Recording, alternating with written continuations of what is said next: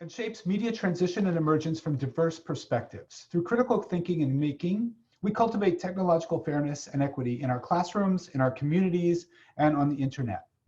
This History and Theory of New Media lecture series brings to campus leading humanities scholars working on issues of media transition and technological emergence. The series promotes new interdisciplinary approaches to questions about the uses, meanings, causes, and effects of rapid or dramatic shifts in techno-infrastructure, information management, and forms of mediated expression. Speaking of dramatic shifts, it was 100 years ago today, or 100 years ago approximately, we as a nation and the world were in the process of recovering from the 1918 pandemic, a virus that swept across the globe and killed vast numbers of people. It was an amazing human tragedy. And interestingly, in just shortly thereafter, in 1920, the Czech playwright Karl Capek coined the term robot in a play about mechanical workers organizing a rebellion to defeat their human overlords. So we are celebrating this year in 2020, the 100th anniversary of the word robot itself.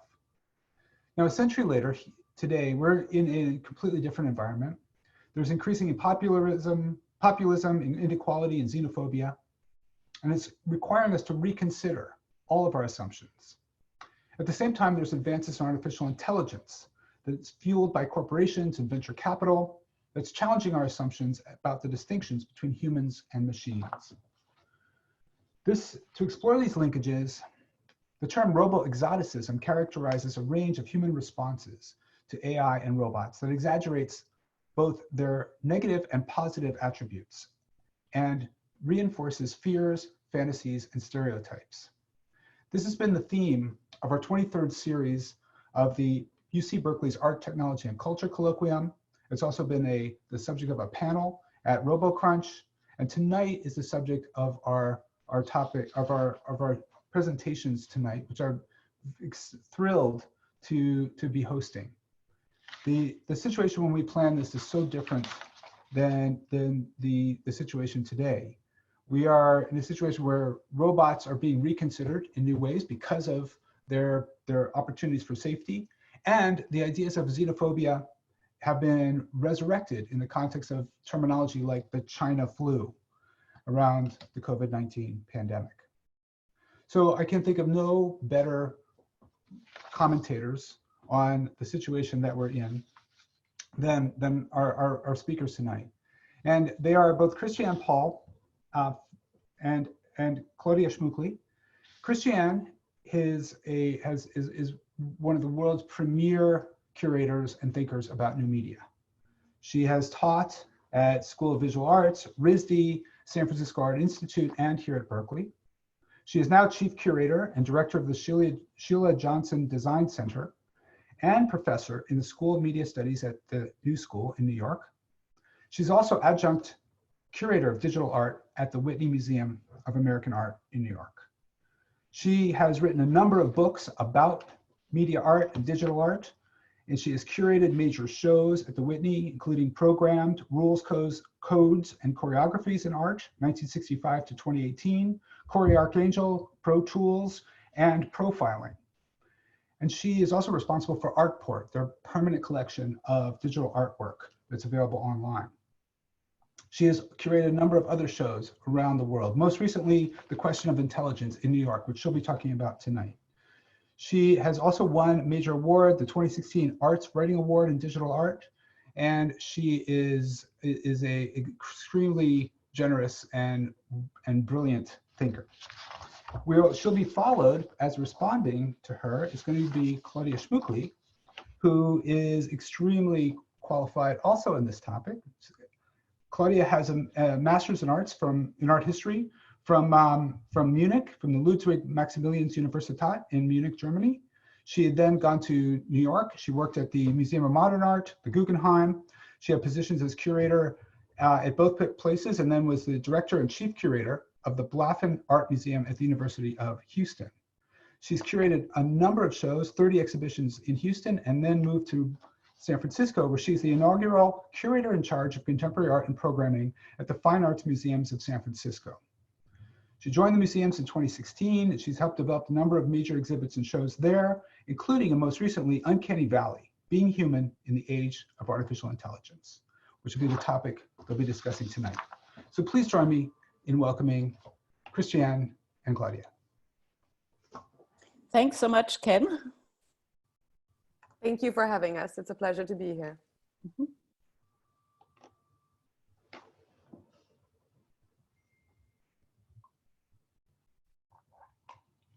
Okay. Thank you so much for inviting me and having me once again. I want to thank Ken and Abigail and the Berkeley Center for New Media team, Lara and Sophia, and of course, Claudia Schmuckli for agreeing to be a respondent to this discussion. I also want to express my support for the graduate students at UC Berkeley and beyond in their strike for cost of living adjustment, which has become an even more pressing topic right now and really one that needs to be addressed nationally in the US. So to the topic at hand, one cannot talk about art and AI without addressing the complexities of AI itself. And I want to start with a very cursory overview of key issues in AI, also in the context of Robo-Exoticism, before I will focus on my recent exhibition, the question of intelligence, which Ken already mentioned, at the Sheila C. Johnson Design Center in New York at the New School. But I also want to talk about these works in the context of others related works. So for a long, long time, from Metropolis to WALL-E, Transformers, or Steven Spielberg's AI, we have seen a mystification of robotics and AI in pop culture.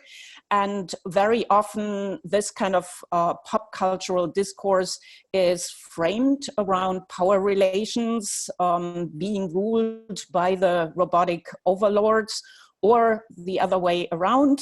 As Ken already mentioned, originally Karl Capek's Rossum's Universal Robots actually envisioned the robots themselves rebelling against humans. So power relations are deeply ingrained in this discourse about robotics. I also want to state the obvious here.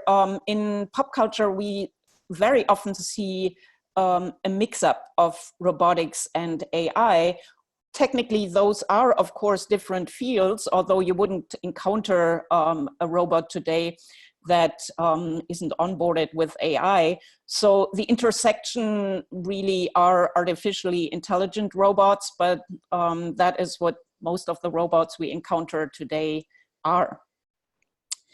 In 1967, Richard Brautigan wrote an infamous poem, All Watched Over by Machines of Loving Grace, in which he envisioned a cybernetic meadow where mammals and computers would live together in a programming harmony, and the machines would not only watch over us, but free us of our labors and allow us to get joined with nature again. Whether you read that poem as pure utopianism or dystopian satire, I think it's very timely to revisit it again. And there recently have been a few works that actually borrowed that title. One of them, Memo Actons, or Watched Over by Machines of Loving Grace, the Deep Dream edition, in which he actually fed an image of Google's headquarters on Google Earth to Google Deep Dream, and arrived at this image of a very mysterious or threatening all-watching eye, which I think nicely captures some of the realities of the state we're currently facing. So be it AI or robotics, we have a fusion that almost permeates all aspects of society right now, be it in the context of surveillance or of deliveries by drones, self-driving cars, or even companions for the elderly. So AI has deeply infiltrated our society. And I want to talk about this a little bit in the context of Robo-Exoticism. So Graham Hagen actually pointed out that the exotic is not, as is often supposed, an inherent quality to be found in certain people or objects or places, but that it is a particular mode of aesthetic perception that actually renders people, objects, and places strange, while it domesticates them and effectively manufactures a form of otherness. And for some reason, my slides are stuck right now, which is okay. This has never happened before. Minor tech glitch. Let me see if I can stop sharing and go back to this. So Sophia, you may have to help me with the controls because we're, okay. I hope this will work now. We had that little glitch before. So back to the idea of robo-exoticism. This idea of rendering people, objects, and places strange while domesticating them. And in this context, one really has to mention Edward Said's Orientalism, in which he really framed an understanding of exoticism. So for Said, exoticism functions in a variety of imperial contexts as a mechanism of aesthetic substitution, replacing power with the blandishments of curiosity. And Graham Hagen actually criticizes this a little bit, pointing out that this formulation is slightly inaccurate because it is not the exotic spectacle and the curiosity it arouses that replaces power, but rather that it functions as a decoy. And I think when we're talking about robo-exoticism, we definitely encounter these power relationships, but also a bit of a reversal of it, in that there is a tendency to project our fears onto the machines that might rule us, while we are in fact the powers creating them.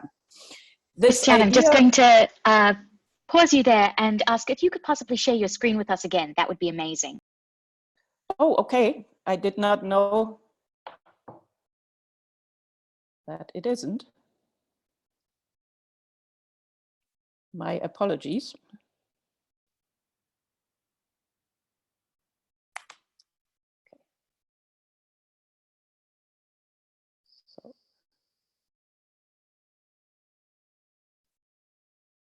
Okay, perfect, so I hope everything is running right now and I can actually navigate the slides. Alan Turing from the start brought up in his discussion of intelligence and within the context of the question whether machines can think, that machines might carry out something that could be described as thinking, but would be fundamentally different from what a man does. We are all familiar with the Turing test. What often drops out here, and what I find is very interesting in the context of embodiment, is that the original Turing test was very much thought of as a question of gender, that it was a man and a woman, and the ability to distinguish gender was deeply baked into the original setup. So the Turing test and Turing machine are indicative of how machine intelligence has historically been conceptualized as imitation. And without going into too much detail here, Andrew Goffey, for example, has asked whether it is possible along the lines of what Turing suggested to arrive at an understanding of intelligence without explicitly referring to the human as our model. Since if we do not make the imaginative leap outside of the sort of human-centered thinking, it is also very easy to dismiss artificial intelligence on various counts. I very much like the framing that Isabel Stengers has used in characterizing the event of modern science, namely as the invention of the power to confer on things, the power of conferring on the experimenter, the power to speak in their name. And I think that is very much what we are encountering right now in robotics and AI. AI has, of course, a very long history of being the next best thing and the next big thing, since it was conceptualized in the 50s at Dartmouth. And so far we have seen 2 AI winters around 1980 and once again in 93. I also want to point out that this is typically a curve of technological development, so it's not that unusual. What I find interesting in this context is that the AI winters seem to have coincided with HCI summers, so human-computer interface summers that have happened during that time. And I think this also very nicely characterizes our technological landscape. I cannot go deeply into definitions of AI, but what I think is very important to point out here is that artificial intelligence, as it has been conceptualized since the 1950s, has undergone massive changes. So we have on the one hand, symbolic AI, expert systems, etc., basically trying to mimic logic in solving problems. And we're encountering the sub-symbolic today also in effective computing and distributed AI. But most of what we're looking at right now is really statistical AI and machine learning, be it in computer vision or natural language processing. And this is also what a lot of art today engages with. So once again, we have these schools of the symbolic and non-symbolic, and then also different ways of machine learning, supervised, unsupervised, reinforcement, and those aspects are brought together. It is, of course, a highly complicated topic, and there would be a lot more to say about that. But this is, once again, important to note as a background to the art that engages with these systems. Machine learning would not exist, basically, without data mining and the massive data sets that are being fed to it, which creates all kinds of problems and biases. Dana Boyd and Kate Crawford, notably, have dealt with provocations for big data. Among them, that the automation of research automatically changes the definition of knowledge, that claims to objectivity and accuracy can be very misleading, that bigger data is not always better data, and not all data are equivalent. And very important, just because it is accessible doesn't make it ethical. This is one of the big issues we're facing today. And the limited access to big data also creates new forms of digital divides. What we're seeing in AI right now is a lot of automation of perception, which in the industry falls into different categories, such as vision, speech, language, and knowledge. So ranging from object scene and activity detection to the speech transcription or speech synthesis that we often encounter, a little bit more complicated text sentiment analysis and key phrase extraction, and then also the creation of knowledge bases from that and collections of Q&As. And my exhibition, The Question of Intelligence, actually was very much structured around this automation of perception. So this once again leads to a lot of bias in machine learning. We have seen very dubious experiments with, for example, the SPOT program, which stands for screening of passengers by observation techniques, and was based on Paul Ekman's 1970s system of facial action coding, which leads to highly dubious results. This is one of the iconic images of racial and ethnic bias. The machines and AIs not being trained on diverse data sets. And artists, researchers such as Martin Wattenberg and Fernanda Viegas in their work for the Big Picture group at Google Brain have also done very nice work in looking at fairness in machine learning. And I'm just showing a small example here about simulating loan decisions for different groups, which has a lot of bias baked into it. Once again, there is in pop culture this fear of us being governed by robotic overlords, and my response to that always is, good news, this will never happen the way you see it in the movies, and the bad news, it is already happening precisely through systems like this that make decisions over your life.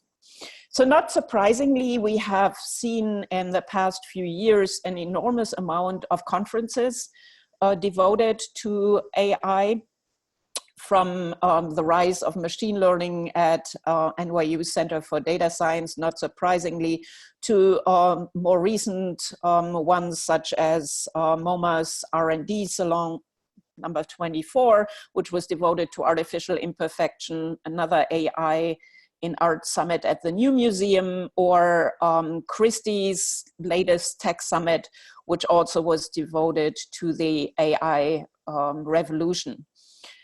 In the past few years, there has been an enormous amount of exhibitions. Not surprisingly, Ars Electronica already in 2017 devoted its festival to the topic of artificial intelligence.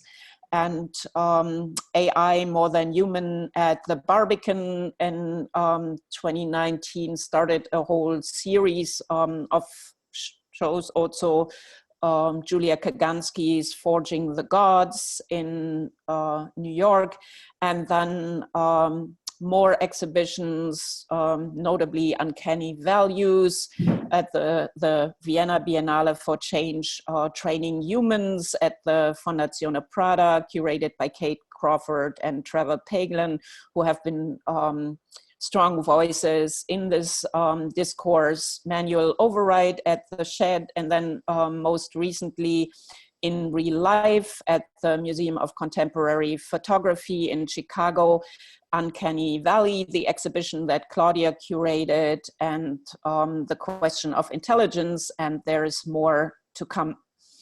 So on that background, I want to get a little bit more deeply in the question of intelligence. And I revisited as a starting point for this show also the idea of hell in Kubrick's 2001 A Space Odyssey. And this has been the elusive dream and dystopian fear of AI, since hell was capable of everything ranging from natural language processing to speech and lip reading, facial recognition, even art appreciation, and represented an ideal of artificial general AI that we might never achieve, as even some or many scientists, in fact, say.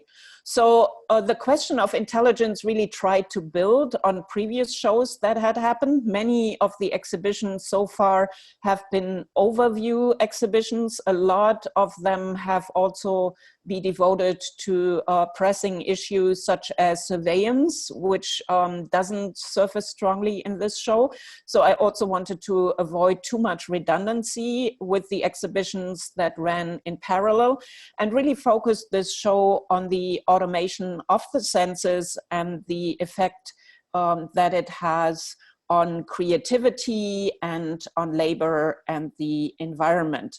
So I want to start by just showing you a few views of the exhibition so that you get an idea of what it looked like in the galleries. I will talk about all of these works in more detail. So in the center, David Rokeby's Giver of Names, to the right, The Wetlands, Artiga Brain's Deep Swamp, and to the left, Mary Flanagan's Grace AI.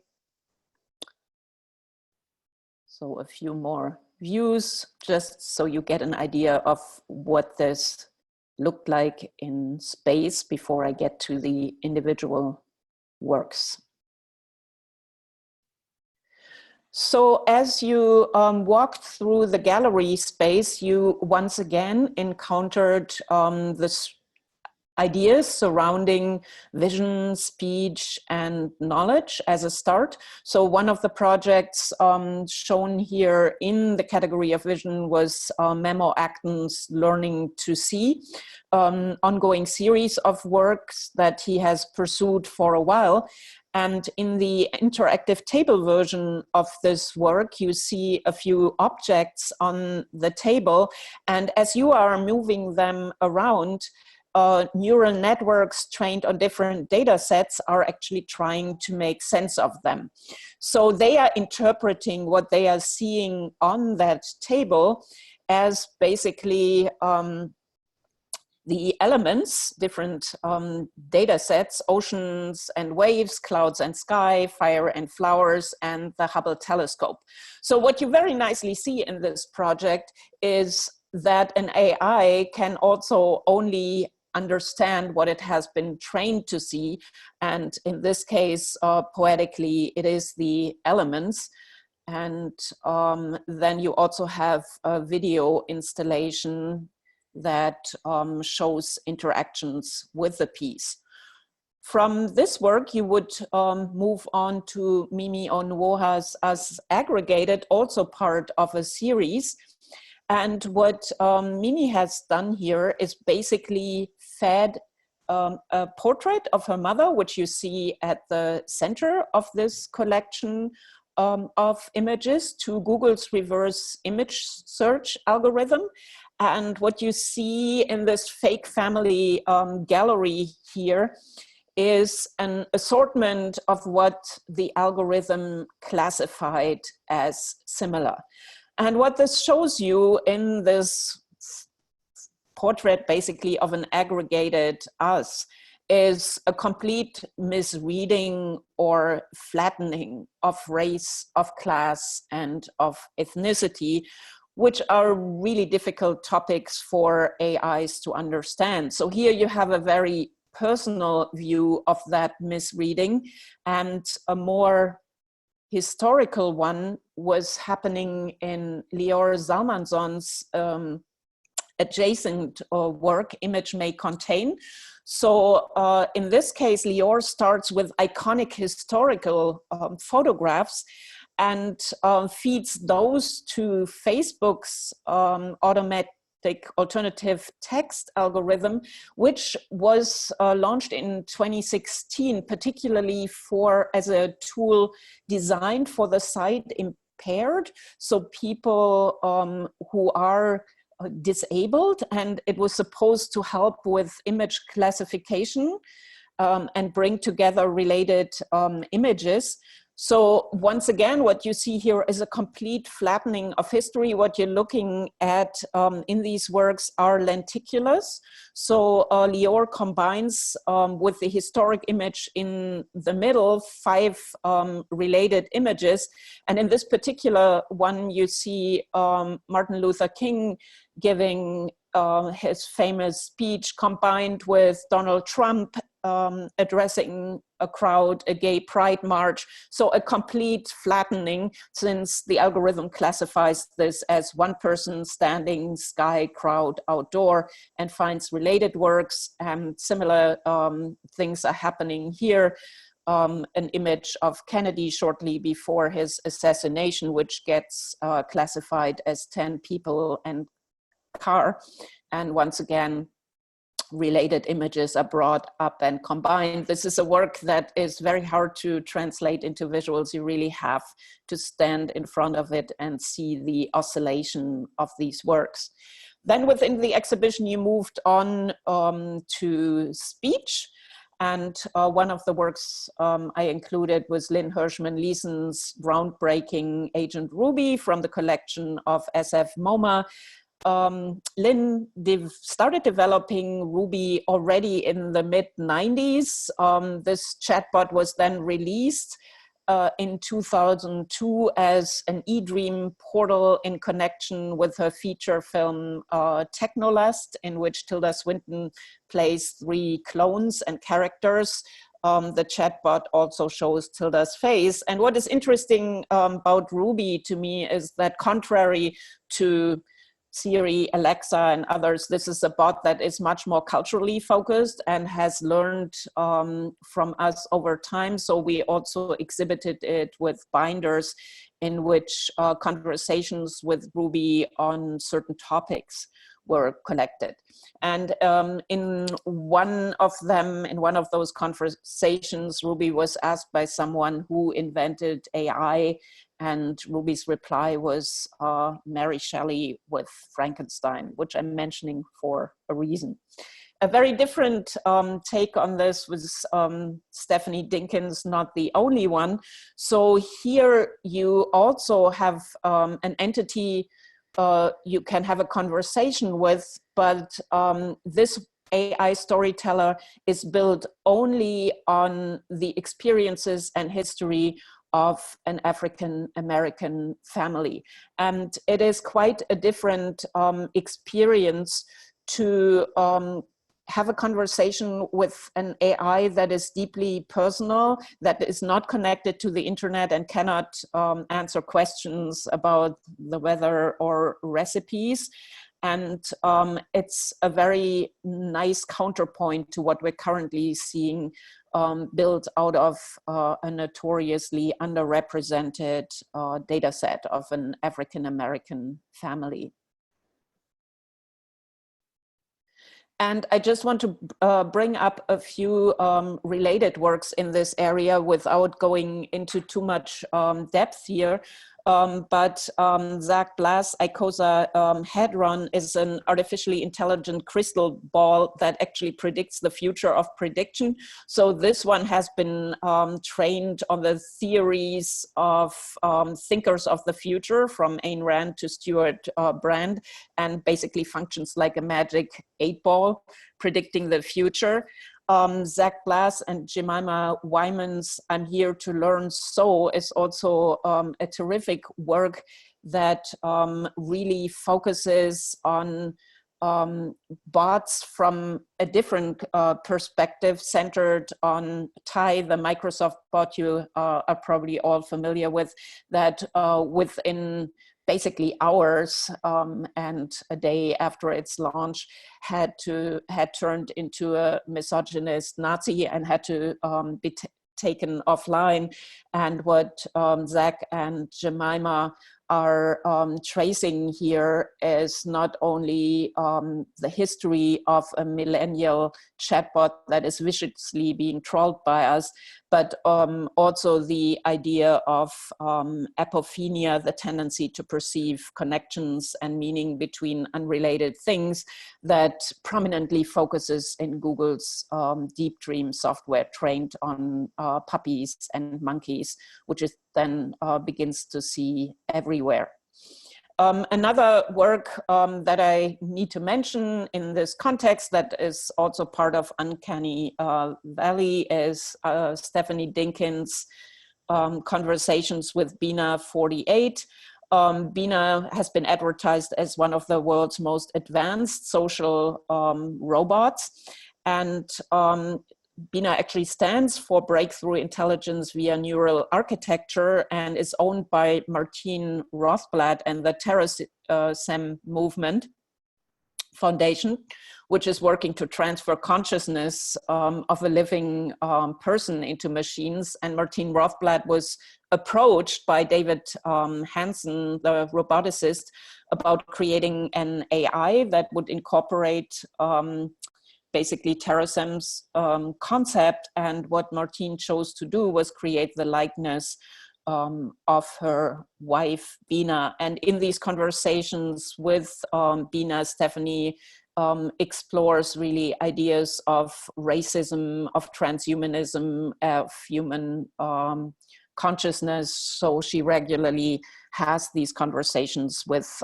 Bina. Since I don't have that much time, I think I'll skip the video. I also want to point out a few other works that are related to robotics. As many of you probably know, the first chatbot was created by Joseph Weizenbaum in the 60s, Eliza.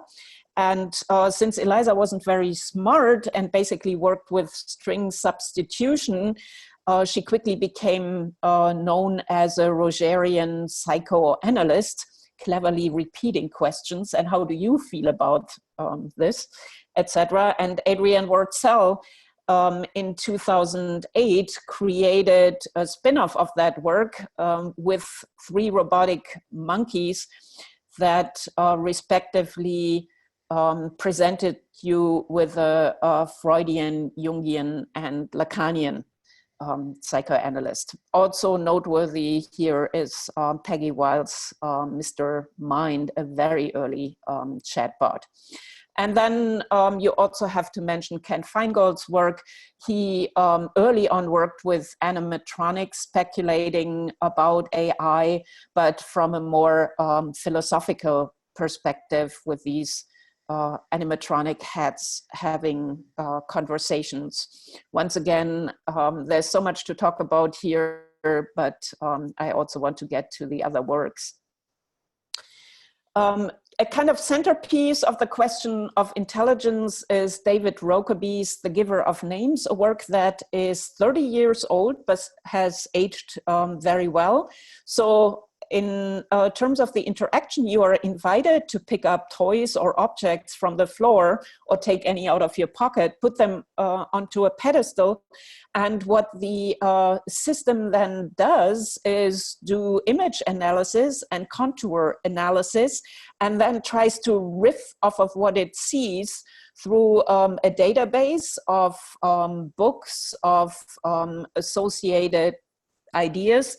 And I think this work very beautifully makes the transition from real to image to increasingly abstracted very clear, and creates a form of poetry out of it. So this work really functions as a connector between speech and creativity. So I want to now talk a little bit about the impact of automation on creativity, labor, and the environment, and mention a few works in the show related to that. Among them, AI Mappamundi, which was done by a Chinese team of artists. So this work, which references the famous Herefordshire Mappa Mundi from 1300 is an interactive AI painting system. And what it really tries to explore is the potential of AI to have imagination. So this is not simply an associative database, but there is a dose of Dadaism that has been introduced into this project. It is voice-driven. So you're basically talking to the system through the microphone you're seeing there, and it will then start painting these maps. Artistically, it has been trained on really just one vision, and also improvisation has been eliminated from this system to keep it more focused. And in terms of creativity, one has to mention Harold Cohen's Aaron, which is the earliest AI painter created. Harold started this work in the 1960s, and Aaron developed until Harold's death in 2016. So this work has really gone through multiple kind of iterations, you know, from monochrome to color, from the representative to abstraction. And I just want to briefly show one image of how it was shown in 1973 at the San Francisco, at SF MoMA. So I think it's also important to note that Harold's exploration was really focused on collaboration between man and machine, and different forms of machinic and human art. And that brings me to what has now become a trend in the creation of artworks, namely working with GANs, or generative adversarial networks. And this trend has even been called GANism, you know, because so many artists right now using it. So a GAN basically consists of an AI that uses a training set and then tries to generate an image depending on what it has been tasked with, and then has to pass the test of a discriminator to determine whether the image is real or fake. So it's basically a built-in Turing test that has been used a lot. And Mary Flanagan in her work Grace AI puts a slightly different spin on a GAN, and that is a feminist one, in that she trained again exclusively on works by female painters, and then tasked it with basically creating its own origin story, a portrait of Frankenstein. So she sees herself playing a Frankensteinian role in, or the role of Dr. Frankenstein in the creation of this AI. What is interesting to me here is that this AI is actually developing an aesthetic sensibility and seeing something that none of us could, because we cannot eliminate the rest of history, of art history, from our consciousness. Yeah. So this is an exclusively female view in creating these portraits. And in relation to that, I also want to mention this work, which got a lot of attention, created by 3 French computer science students, and this was auctioned at Christie's for a notable price and gained a lot of notoriety. So once again, that produces this kind of classical portraits, and this really has become a trend, basically taxing AIs with that creation. So I also, in this context, want to mention simulation and evolution a little bit. Once again, works that are not included in the question of intelligence, but that have been shown a lot and need to be noted here. So Ian Cheng's work and his Emissary trilogy in particular needs to be mentioned here. So this work uses computer-generated simulations like those you would encounter in predictive technologies for complex scenarios such as climate change or elections to create storytelling. And this is quite a complex story about a whole civilization. And just to give you an idea of what the back end of this looks like. So this is basically a sketch of what is happening and going on in developing the story of this civilization. And I find the use of AI and simulation for storytelling very interesting. And of course, you also have to closely watch and try to gain an understanding of the system for this story to make sense.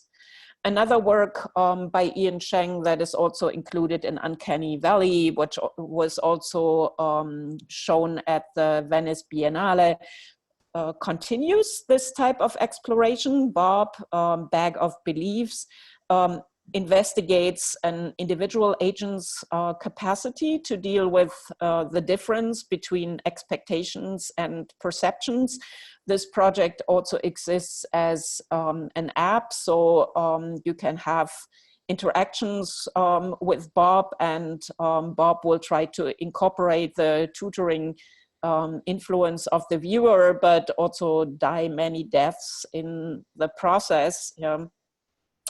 So once again, similar issues of life forms and civilization and knowledge and perception that Ian Cheng is exploring here. Another work focused on the narrative of civilizations is Theo Triantafyllides Seamless.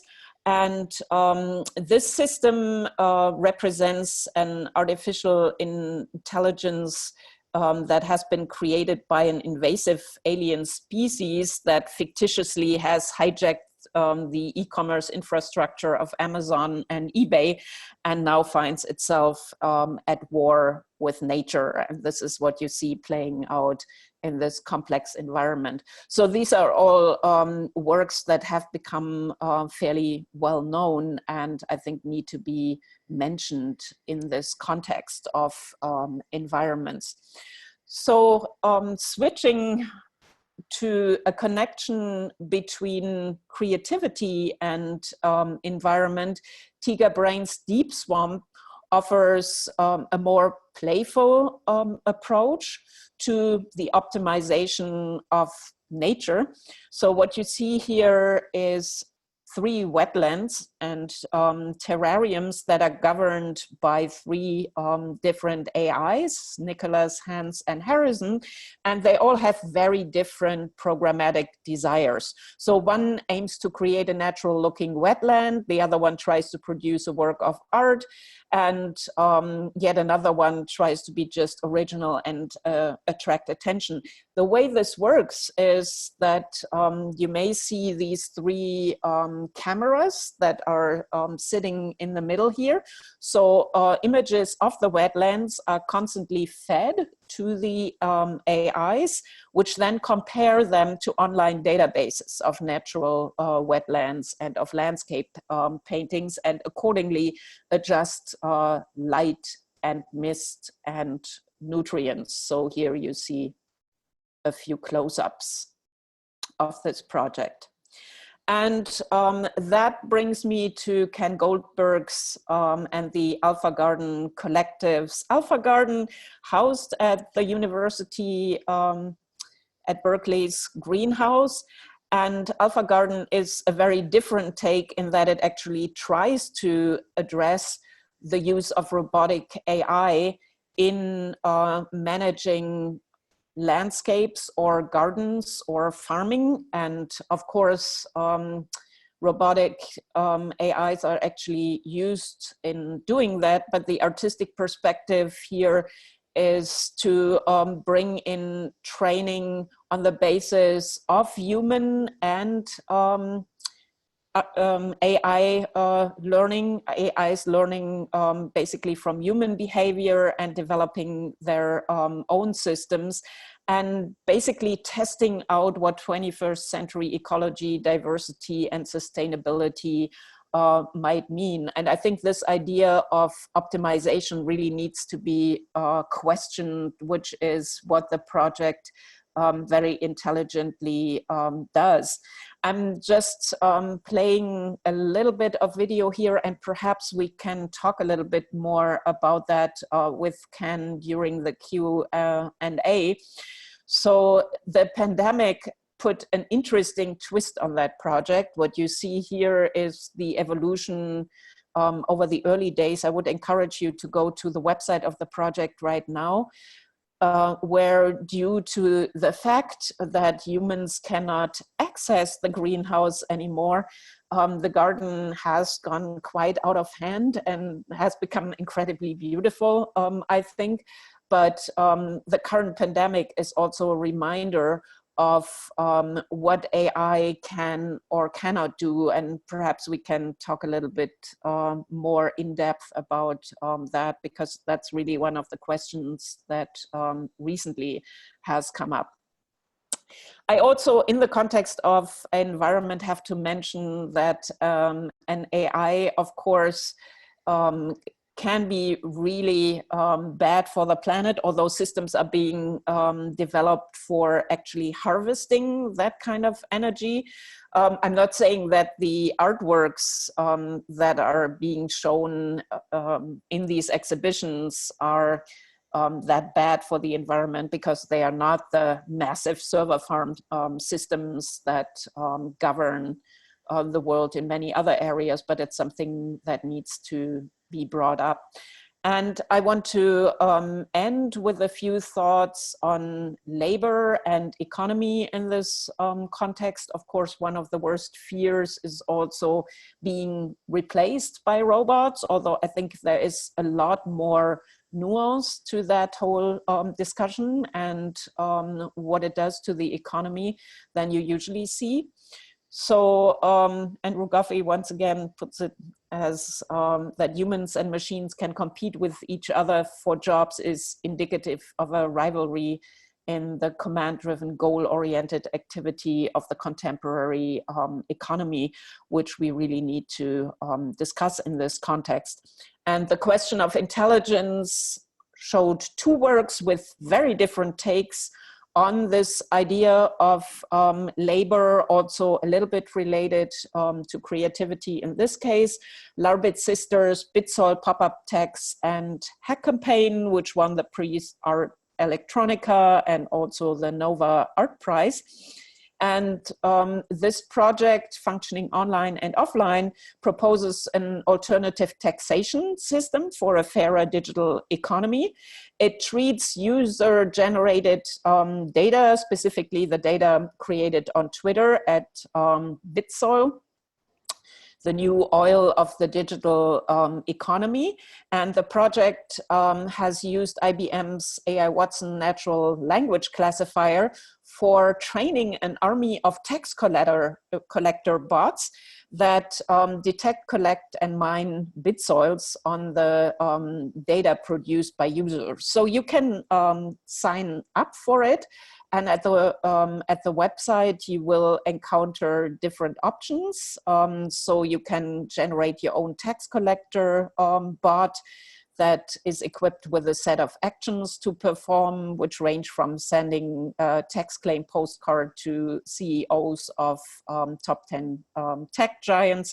And then what the system does is basically assigning these micro taxes to wallets, but also distributing the money, this tax money, across wallets. So basically a redistribution of the money that is gained here.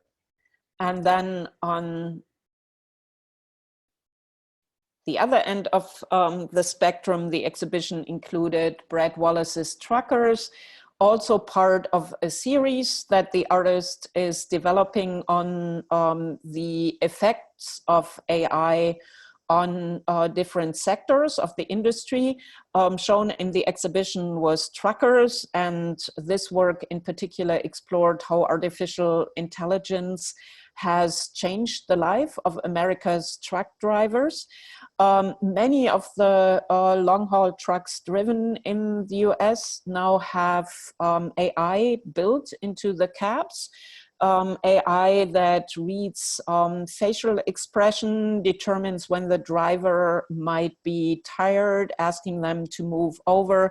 And what the truckers in this video talk about is really the effect on their dignity and on their life, and how this AI really affects a community, from truck stops to the kind of social interactions that these truckers would have. So we have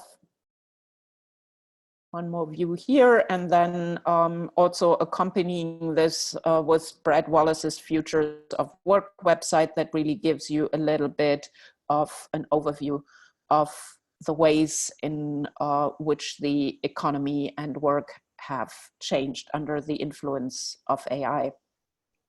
So I want to end it here and open up the discussion, but also come back to certain kinds of ideas. Obviously, AI is incredibly complex, and the discourse of robots and AI really oscillates between, on the one hand, fear of being governed by machines, paired with the hope that AI will open up new avenues of making us see what we have never seen before, but in the process very much often neglecting the fact that we are still the ones creating these AIs on the basis of very often faulty data sets, and the need we have for balancing these power relations that I have brought up, and also really asking for ethics within artificial intelligence. And I want to end it here. There's a lot more to discuss, but perhaps we can get to that during the discussion. And once again, I think I lost the, okay. Terrific. Oh, thank you so much. Christiane, that was a tour de force in terms of going from the history to the post-colonialism and the history of AI and the winters. I mean, you taught us so much, and there's so much here. It's such a pleasure to listen to you. And now we're delighted to have Claudia join us, who will have the first chance at questions for about 10 minutes or so, and then questions are starting to come in on the Q&A. So please go ahead and continue those as we go. Claudia. Yes, Christiane, thank you so much for this really thorough presentation. As somebody who has delved into research around AI and the art that is engendered far more recently than you have, for me, it's only been 3 years. It's a real privilege to gain from your knowledge. I am curious just to hear your thoughts on how you think that artist engagement with AI has changed. You have included a couple of historical positions in your exhibition very purposefully, including Harold Cohen and Lynn Hirschman-Leeson. And I thought it would be great maybe also for the students to just sort of hear you speak about where you see the differences, if any, you know, and what draws artists, or what drew artists to working with AI, sort of, you know, from the first generation of pioneers to the younger generation of artists that we see emerging now, because I'm sure you'll share my observation that just over the past 2 or 3 years, we've seen so many young artists suddenly engaging with a field that none of them had prior knowledge of. So I'd love to hear your thoughts on that. I think the pioneers of the medium really were focused more on the effect of automation in general. I mean, this was not a time when Harold Cohen started exploring AI, creative AI. That was not a time when the technologies were taking off in society. And there is, of course, a deep connection between digital art and generativity and automation. So I think for artists in the 60s, that was already a big issue. What does that relationship mean of generativity and of automation? And I think that also was what led Harold into thinking about creativity. Lynn always was ahead of her time, and looking into the potential of conversations with artificial intelligences or machines, which is a thread that really moves through her work.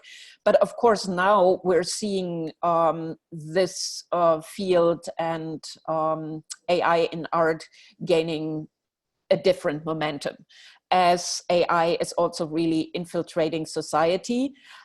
While I think very often in articles, etc., which focus so much on the use of GANs in creating art, there is a certain bias or focus given to AIs that create paintings or become an artist. And actually, if you art historically look at it, I think most works created in this field critically engage with the potential, with the pitfalls, with the ethical challenges of AI, rather than trying to create these machine intelligences that are creative. So our younger artists today have, I think, of course, a lot more tools at their hands. They also dealing with a lot more cultural urgency in this field of really addressing these pressing issues. So I think the work has changed tremendously on that level. There's a different kind of urgency as we see the bias in machine learning playing out across society. Yeah, I mean, it's definitely also what motivated me to do Uncanny Valley, sort of, understanding the urgencies, just the new realities that are being created within society, right? But I'm also, one of the things that I've been thinking about a lot is also the literacy with the technologies that can be an initial barrier maybe for artists to effectively engage with AI, and how, so on the one hand it's interesting to sort of, artists now have maybe more access to that kind of knowledge, but still I think it's a real challenge maybe for many to sort of develop a true and profound understanding of the technology to make meaningful work about it or with it. And, do you see that as being sort of a hindrance maybe for more art to address these issues effectively or the consequences effectively? So that's one question. And then the other, as a curator, I'm sure you've encountered these issues too, like all the information that you have conveyed so beautifully in your talk, the technicalities of understanding, the different types of AI, the history of AI. How do you deal with conveying that information within the format of an exhibition? I was just looking at your installation shots and I didn't see a whole lot of didactics. So I was really curious to hear you speak about how do you see your responsibility as a curator when you do a show like this to give a viewer or a visitor sort of these kinds of tools that you have given us here in the lecture through slides and through, the luxury of being able to listen to you for 40 or 45 minutes. It's something that I've really struggled with in putting together my exhibition. Yeah. It's a really, really good and pressing question. And I want to zoom out a little bit to a bird's eye view, because I believe this has been a challenge for digital art in general, and not only AI related art. To part one of your question, well, artists have their medium in which they are deeply invested. And I'm pushing it a little bit, But being a good painter and understanding paint and what it means to get that on a canvas, is also incredibly challenging. And the artists who are working in this field are also experts, or they learned their tools. They have a very deep understanding of their tools. They're not the ones who just pick them up randomly. So as any kind of art, I think it requires learning and expertise, and there is nothing new about that. But the challenge to me is really more in terms of reception by an audience and really translating that.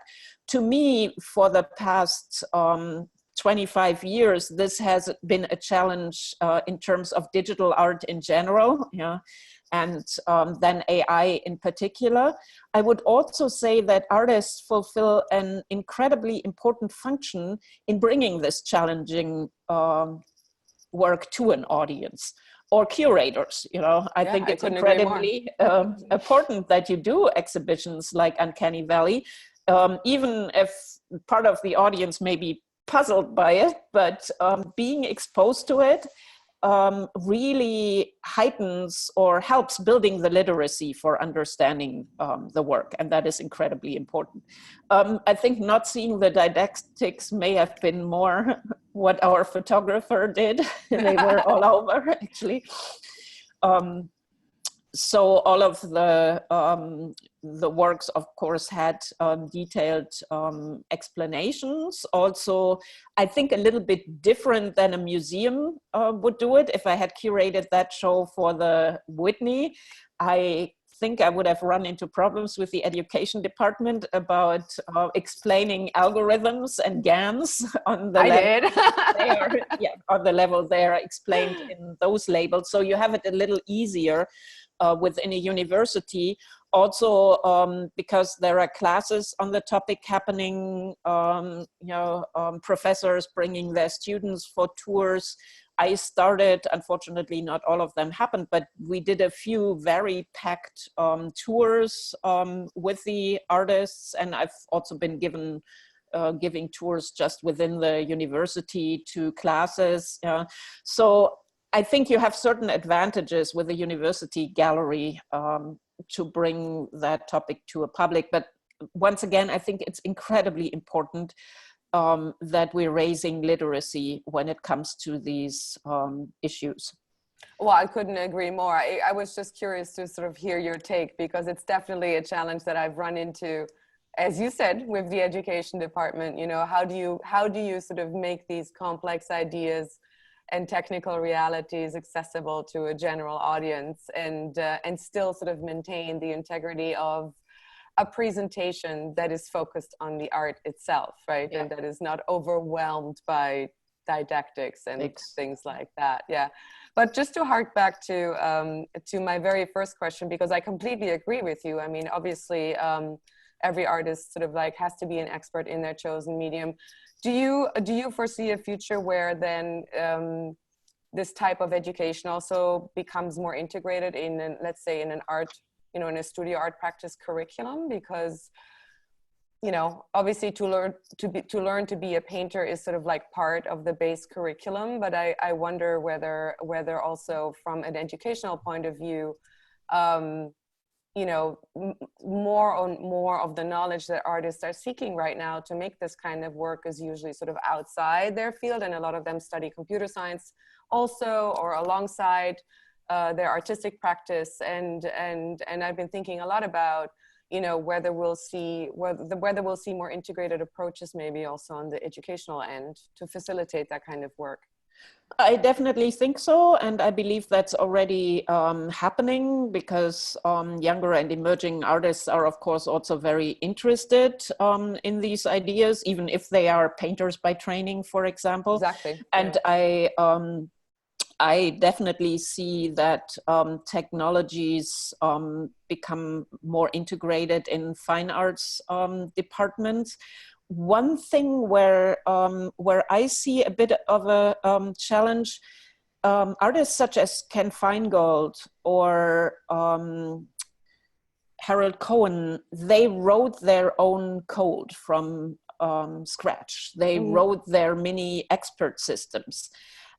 Younger artists are using TensorFlow or off-the-shelf software and tools, and there is a little bit less of an understanding of the technologies. So I also have run into asking an artist very detailed questions, and then the artist saying, honestly, I do not know, because they're using off-the-shelf software. And I'm not saying that that is wrong per se, but in terms of technological development and evolution, we have also witnessed that technologies become more accessible and more user-friendly, but the back end becomes less and less transparent. So I think we're facing new issues on that front. You know, you may see more work and accessibility of tools, but how deep the understanding of those tools goes is another question. Which is probably why we see so much GAN art, right? I mean, you pointed that out as a trend, and I wholeheartedly agree. And with a few exceptions, like the ones that you showed, I feel like that a lot of the work that is being generated is not that interesting or innovative or thoughtful, because it really is not very self-reflexive. And I think one of the you know, the qualities that has drawn me to the work that I've included in Uncanny Valley is precisely the self-reflexivity of the positions that the artists in that exhibition represents, whether they are using actual AI systems or technologies or not, because some of the work in the show is actually surprisingly analog, and yet still is reflexive of the new realities that are being created by AI. And so we have to sort of set that trend aside.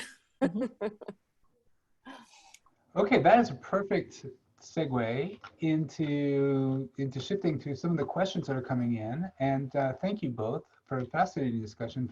It's so interesting to hear from the curator's perspective the issues that you wrestle with. And we have one that came in very early from Molina, and maybe Roger Molina, and he's asking about the demographics of the artists in the shows. He's saying that there's gatekeeping within the art world, as we all know, and also in the realm of technology. So is there a mixture? What is the diversity of the artists that are making art in this category? And if it's different from the category of artists who are making work in this category, is it different than other artists in general? And if it is, what are the implications?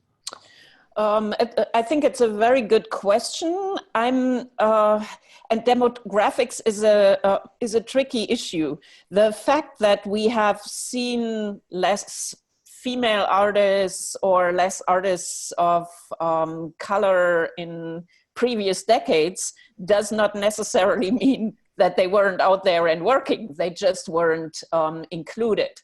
And I think these types of shows also happen at a time where we're paying much more attention, finally, luckily, to inclusion and diversity. So the question of intelligence had, of course, a major percentage of the artists were women, women of color. And I think that being is, I don't want to make it sound like, oh, they were always there and we just didn't put them in the shows. I think the demographics are also changing, you know, due to the diversity of people entering art schools and the educational system. So also in digital media art in general, you know, there are a lot of female practitioners. Yes, and I would echo that completely. I mean, you know, also given the serious issues around systemic bias that are haunting the AI field currently, I don't think it's surprising that we see really important work being created by both women and people of color. I mean, just to add a few more examples into the mix of artists that are in Uncanny Valley that haven't been previously mentioned, I mean, obviously Stephanie Dinkins is in both exhibitions, but Uncanny Valley also features the work of Hito Steyrl, of Martine Sims, of Agnieszka Courant, you know, a collaborative duo, Christopher Colander and Thomas, in collaboration with Annika Kuhlmann. So there are definitely many artists thinking about these issues. Lawrence Leck, you know, who is of Chinese background, Ian Cheng obviously as well. So I feel we will only see more artists from diverse backgrounds engaging with AI as long as these problems remain unresolved and unaddressed. As Christiane said, you know, the AI field is still lacking an overarching code of ethics or systems of regulation that deploy how AI systems get unleashed into the world, whether that's through corporations or government agencies. And as long as we are confronted with these types of problems, I feel we'll see a lot of work being made in that realm. I mean, Minnie Oahu is another example that Christiane mentioned earlier. And American artist also would need to be mentioned in that. Yeah. Right. And Trevor Paglin, who's also a Berkeley graduate, is another one who's addressing the issues of course. Bias. Yeah. Very good. Well, so another question that comes in is about our contemporary moment in terms of COVID-19. Now, both of you developed your shows long before this virus emerged. And just wondering, is there any aspect of this that has changed your thinking? Not necessarily changed my thinking, but I think COVID, and we talked about that a little bit, has really highlighted also the shortcomings or limitations. You know, it's AI is not simply something that we can turn on any kind of phenomenon and then it comes up with great solutions. Yeah? So this interconnectedness of the data sets and of the preparation of the data sets, of the filtering, is so key to it. And of course, right now there are many people developing or have started developing AIs, you know, and thinking about how AI could help us address these issues. But there's a lot of groundwork that needs to be laid and done. So I think in that respect, COVID-19 also pulled out the rug from under AI in terms of being this blanket solution to everything. You know, we just turn it on. No, there's a lot more to be done before AIs can actually start their research. You know? And I think I actually do believe AI can be very helpful in addressing these issues. And yeah, who knows, we may see artwork coming out of this that also engages with that. And just to piggyback on that, I mean, I think one of the sort of immediate consequences that we'll see, precisely because, you know, sort of the rug has been pulled under and there's a lot of groundwork to be done, is that some of the societal problems that we're encountering right now that, you know, sort of have been created by AI will probably accelerate in the short run, simply because, you know, as we have literally been physically removed from being in the world, our reliance on you know, on companies that have more automated systems has increased. Our online presence has increased, which means that a lot more data is being mined right now, probably than ever before. So what we'll probably see is an acceleration of the same kind of problems that we have been reflecting in our shows upon in the short term, and then hopefully, you know, with sort of a more education and a better awareness of you know, the shortcomings of AI, a system of regulation, ethics that will hopefully allow us to address it in the long run, so that it can become the tool that it could be, but is not just yet. No, and I think it's very important, as you both touched on the issues of surveillance, because this is going to create a new layer of surveillance where we're going to be tracked in terms of our images, our phones. Already we're starting to talk about that, and you know, in terms of under the guise of tracking potential carriers of the virus, but the implications are enormous in terms of reduction in privacy. Exactly. So and at the same time, all the promise of AI, the proclamations that we've been hearing for the last years, and then it's been astounding to me that how quiet the field has been in terms of it has, offering new insights and solutions. In fact, I was talking to a computational biologist recently, and she said that DeepMind had come out with its analysis of the protein in DeepFold, and she said that was a trivial result. She said it wasn't helpful at all to biologists, and so they're racing around the world, around the clock, to try and understand the protein structure, and AI has not particularly been beneficial here. So if we're once again, right now, so much is machine learning. And if we are still struggling to actually gather the data, of, even of the number of deaths, of infections, of who has been most effective in what area, there's little that those systems can do without the data sets. No, it's incredibly humbling.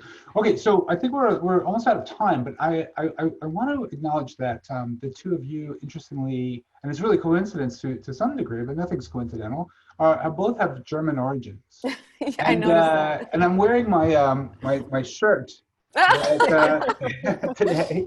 And I want to ask you about this idea, because uncanny is actually a very approximate translation, as you both know, of the German word, which I can never say correctly, right? So I won't even try. But I'll turn it over to the both of you. From your perspectives, how do you think that concept, Freud's concept, filters into this discussion of artificial intelligence? Well, I think, Claudia, go ahead. You named your show after it. I did name my show after it, but I chose that title because, as you all know very well, it is actually a term that was coined from within the robotics field, and that builds off what Christiane was mentioning very early in the talk. The